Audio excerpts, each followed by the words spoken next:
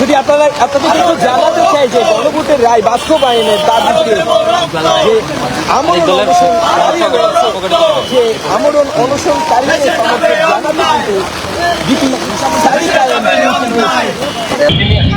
জুলাই আমাদের আবেগ, জুলাই একটি বিপ্লব।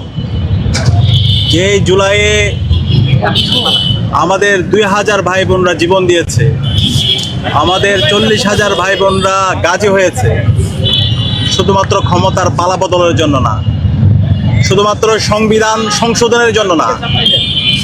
এই জুলাই বিপ্লব হয়েছে এই রাষ্ট্রের যে ফেসিবাদী কাঠামো আছে, সেই ফেসিবাদী কাঠামোকে ভেঙে চুরমার করে দিয়ে নতুন রাজনৈতিক সংস্কৃতি বিনির্মাণ করা।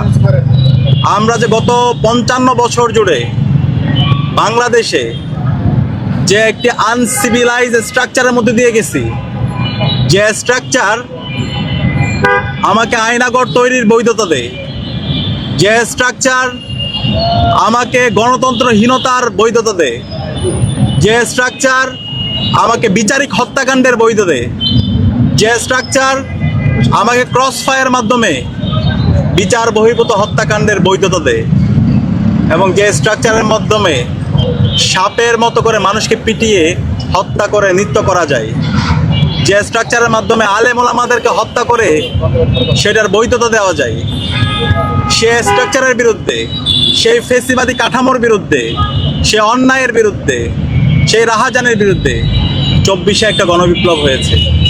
এবং সেই বিপ্লবের কথাগুলো যদি আমরা স্মরণ করি, আমাদের এখনও চোখের সামনে ভাসে। আমাদের সহযোদ্ধারা রাজপথে দাঁড়িয়ে তারা বলেছিল রাষ্ট্র মেরামতের কাজ চলছে। তারা বলেছিল এই ফেসিবাদী কাঠামোকে ভেঙে আমরা নতুন রাষ্ট্র বিনির্মাণ করতে চাই। এবং সর্বশেষ যখন এক দফার ঘোষণা দেওয়া হয়, সে এক দফার ঘোষণায়ও বলা হয়েছে এই ফেসিবাদী কাঠামো ভেঙে নতুন রাজনৈতিক সংস্কৃতি বিনির্মাণ করা। এবং এই জুলাই বিপ্লব পরবর্তী সকল রাজনৈতিক দলগুলো তারাও বলেছিল আমরা গত 55 বছরে যেই মুজিববাদী সংবিধান, 72-এর সংবিধান আমাদের অধিকার খর্ব করেছে, আমাদেরকে গণতন্ত্রহীনতার দিকে নিয়ে গেছে, নাগরিকদেরকে, এই দেশের মানুষদেরকে, আলেম ওলামাদেরকে হত্যাযোগ্য করে তুলেছে, এবং আমাদের বিচার বিভাগ, শাসন বিভাগ এবং আইন বিভাগকে ধ্বংস করে দিয়েছে।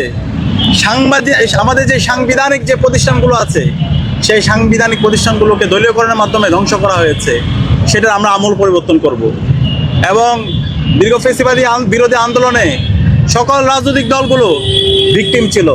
জামাত ইসলামী, বিএনপি এবং ইসলামী যে দলগুলো আছে এবং অভ্যুত্থানের যে পক্ষের শক্তি, প্রত্যেকেই আমরা ভিকটিম ছিলাম।